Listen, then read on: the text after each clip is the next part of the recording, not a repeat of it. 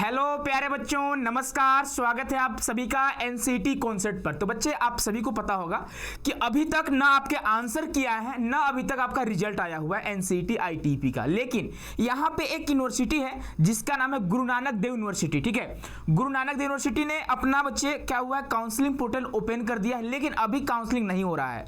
तो अब देखिए, जानना जरूरी ये है ना कि सर क्या मुझे यहाँ पे रजिस्ट्रेशन करना चाहिए? मेरे नंबर सर पता नहीं कितना आ रहे हैं। अगर मान लीजिए हम रजिस्ट्रेशन कर दिए और यहाँ पे जो फी पेमेंट वगैरह करना हो गया जो कि नॉन रिफंडेबल है, तो सर मेरा फी तो चला जाएगा।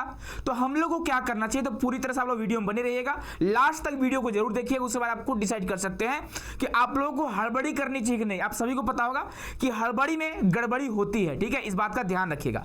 तो बच्चे, यहाँ पे गुरु नानक देव यूनिवर्सिटी का ऑफिशियल पोर्टल है और जब एडमिशन वाले ऑप्शन पे आएंगे, यहाँ पे कैंपस वाले सेक्शन पे जाएंगे आप, फिर कैंपस पोर्टल यहाँ पे आपको दिखाई देगा।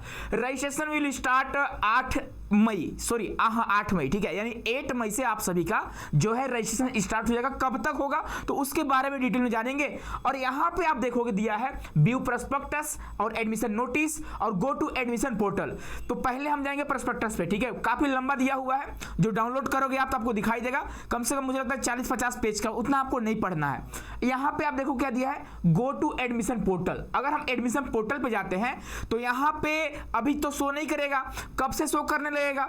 कब से शो करेगा आपको रजिस्ट्रेशन करने के लिए? तो 8 मई से शो करने लगेगा। और कब तक करेगा तो उसके बारे में डिटेल में जानते हैं हम लोग। ठीक है, तो यहाँ पे काफी लंबा नोटिस दिया हुआ था, तो हम यहाँ पे आ जाते हैं। 1 मिनट आप लोग रुक जाइएगा। ठीक है, चलिए देखिए यहाँ पे आपको क्या क्या चीजें जाननी है, ध्यान से हमारी बातों को सुनिएगा आप लोग। देखिए, कोई भी बच्चा अगर मान लीजिए एनसीईटी आईटीपी में एडमिशन लेना चाहता है तो वो तो ये नहीं चाहेगा ना कि हर एक जगह रजिस्ट्रेशन फी पेमेंट करें, है ना। क्योंकि यहाँ पे आप सभी देखोगे कि इन्होंने बोला है बीए बीएड, बीएससी बीएड और बीकॉम बीएड, जो कि एक सेकेंडरी स्टेज का कराते हैं। किस स्टेज का?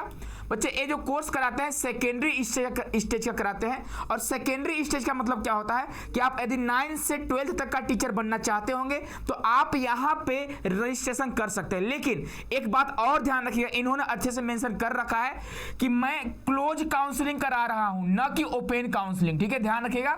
अगर आप लोग फॉर्म भरते टाइम, जब आप एनसीईटी आईटीपी का फॉर्म भर रहे थे, तब आप इसको सिलेक्ट किए होंगे, तभी आप एडमिशन ले सकते हैं, अन्यथा नहीं ले सकते हैं। यानी क्लोज काउंसलिंग हो रही है, इस बात का ध्यान रखना। तो जो बच्चे इसको भाई ऑप्ट करे ही नहीं थे, इसको सिलेक्ट नहीं किए, तो वो बच्चे यहाँ पे एलिजिबल नहीं है, पहली बात। ठीक है, दूसरी बात क्या है कि यहाँ पे जो रजिस्ट्रेशन स्टार्ट हो रहा है वो 8 मई को स्टार्ट हो रहा है और 15 जून तक जो है रजिस्ट्रेशन स्टार्ट मतलब चलेगा। तो एक बात बताओ, अभी आपको हड़बड़ाने की क्या जरूरत है? हड़बड़ाना मत। आपका जो रिजल्ट आएगा इसी महीने के मई के एंड तक आपका रिजल्ट आने की संभावना है। और अगर रिजल्ट आ जाता है तो आप ये समझ लेना कि हाँ कितने नंबर आ रहे हैं। और पिछले साल कट ऑफ की बात करेंगे यहाँ पे जीएनडीयू का, तो बच्चे लास्ट ईयर जो कट ऑफ था फॉर जनरल कैटेगरी, ध्यान रखिएगा, जनरल कैटेगरी जो कट ऑफ था वह बच्चे मिनिमम गया था 286, यानी 286 जो था यहाँ पे मिनिमम कट ऑफ गया था। और मैक्सिमम जो बच्चे यहाँ पे एडमिशन लिए थे जनरल कैटेगरी के लिए, वह लिए थे बच्चे 446 नंबर के। यानी जिन बच्चों का नंबर 486 इसी के आसपास था, 400 मतलब मुझे एग्जैक्ट याद नहीं, 470 के आसपास, समझिए।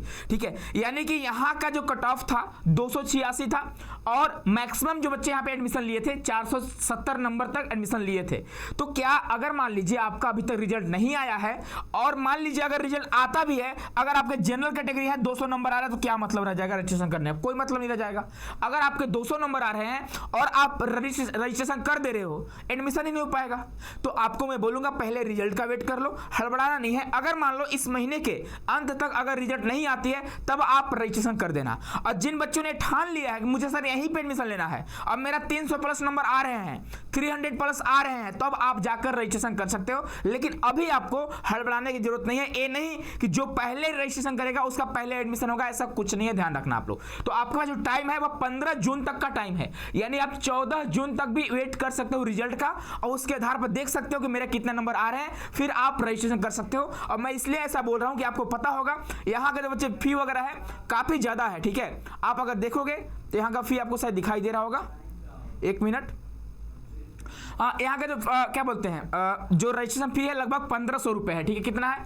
1500 रुपए जनरल कैटेगरी के लिए है, और यदि वहीं पे SC ST कैटेगरी की बात करेंगे तो 750 रुपए है। ठीक है, तो ये आपके रजिस्ट्रेशन फी है जो कि नॉन रिफंडेबल है। अगर आप पेमेंट कर दिए, चाहे आप एडमिशन ले रहे हैं या नहीं ले रहे हैं, आपका फी रिफंड नहीं होगा, तो हड़बड़ाना आपको नहीं है। बाकी ये जो बच्चे आपको यहाँ पे दिखाई दे रहा होगा, ये आपका एकेडमिक फी स्ट्रक्चर है। ठीक है, वहां का क्या रहता है, तो एक साल का आप देखो 35,000 है, और अगर आप चाहते हो BSc BEd 48,000 है, और अगर आप BCom BEd चाहते हो तो 42,000 रुपए है। ये इसका एकेडमिक फी स्ट्रक्चर है, सेमेस्टर वाइज दिया हुआ है। फर्स्ट सेमेस्टर में आपको इतना देना है, सेकंड में इतना देना है। फर्स्ट में आपको BSc BEd के लिए इतना देना है, सेकंड में इतना देना है। BCom BEd फर्स्ट इतना, सेकंड इतना, और सीट जो है हर एक कोर्स के लिए बच्चे यहाँ पे 50 सीट अवेलेबल है। ठीक है, लेकिन एक और बात ध्यान रखिएगा, यहाँ पे कुछ रिजर्वेशन की बात करी गई है कि जो सीट है वो रिजर्व है किसके लिए, तो 10 से टोटल 50 सीट है, आपको शायद दिखाई दे रहा होगा। 50 सीट में 10 सीट जो है वह SC के लिए, SC मतलब क्या है, तो सर्विस मैन के लिए है। ठीक है, यहाँ पे SC GN देखोगे, है ना, SC GN हो जाएगा, SC, तो इस तरह से आपके कट ऑफ है। यानी कि यहाँ पे जनरल कैटेगरी अलग सीट है, और जो बच्चे एक्स सर्विसमैन जिसके फादर हैं उन लोगों के लिए रिजर्व है। ठीक है, सीट वगैरह, और SC जो बच्चे शेड्यूल कास्ट से आते हैं उनके लिए भी सीट रिजर्व है। तो इस तरह से सीट रिजर्व दिया हुआ है, 10 सीट SC के लिए रिजर्व होता है। और BC मतलब क्या होता है, तो यहाँ पे देखोगे BC मतलब क्या होता है, एक्स सर्विसमैन या फिर एक्स सर्विसमैन दिया हुआ है, डिपेंड ऑन BC, है ना, कुछ कैटेगरी है, सर्विसमैन सर्विस जो मैन होते हैं उनके कैटेगरी वगैरह है। तो इस तरह से आप देख सकते हो। बाकी जो सीट बचते हैं इसके अलावा मुझे लगता है 10-20 के आसपास सीट आपका रिजर्व है। बाकी 30 प्लस सीट पे अदर बच्चे like general category, OBC category, है ना, EWS कैटेगरी, इस तरह के बच्चे एडमिशन लेते हैं। तो ये भी आपको ध्यान देना होता है। बाकी यहाँ पे इन्होंने बता रखा है कि नॉन रिफंडेबल फी है, और ये भी मेंशन करे हुए हैं, थोड़ा आगे अगर देखेंगे हम लोग तो यहाँ पे देखो मेंशन करा हुआ है, only this student should register on GNDU online portal who have register for national common entrance test. यानी जब आप NCET का फॉर्म भर रहे थे, जब आप इसको सिलेक्ट किए होंगे तभी आप एलिजिबल है, अन्यथा एलिजिबल नहीं है। तो बच्चे GNDU में जो बच्चे इंटरेस्टेड हैं, जिनको अभी भी खुद पर भरोसा है कि सर मेरा 300 प्लस 300 प्लस नंबर आ रहे हैं, तो आप अपना रजिस्ट्रेशन कर सकते हो। लेकिन अभी स्टार्ट नहीं हुआ है, आपका 8 तारीख से, यानी 8 मई से आपका रजिस्ट्रेशन स्टार्ट हो जाएगा। और कब तक चलेगा बच्चे, तो 15 जून तक आपका रजिस्ट्रेशन चलेगा। तो इस बात का ध्यान रखिए, अभी आपको हड़बड़ाना नहीं है। बाकी मैं आपको अपडेट करता रहूंगा।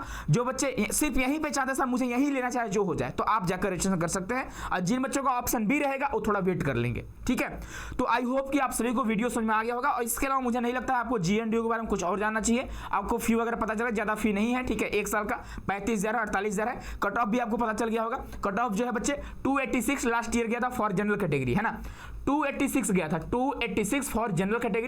और वहीं अगर हम SC ST वगैरह की बात करेंगे तो 220 के आसपास कट ऑफ गया था। ठीक है, तो लगभग 200 प्लस आपके हैं, तो आप यहाँ पे एलिजिबल हो, ध्यान रखिएगा। ठीक है, बस यही आपको जानना था। बाकी आपको हड़बड़ाना नहीं है बच्चे। और काउंसलिंग पोर्टल एक बार फिर से आपको दिखा देना चाहता हूँ, ये आपका काउंसलिंग पोर्टल है, यहाँ से आप काउंसलिंग कर सकते हो। लेकिन अभी तक कुछ यहाँ पे आपको दिखाई नहीं दे रहा होगा, क्योंकि अभी आपके 8 मई नहीं आया है। ठीक है, चलिए, बाकी आपको हड़बड़ाना नहीं है। बाकी इसी तरह से हर एक यूनिवर्सिटी अपना काउंसलिंग पोर्टल ओपन करेगी।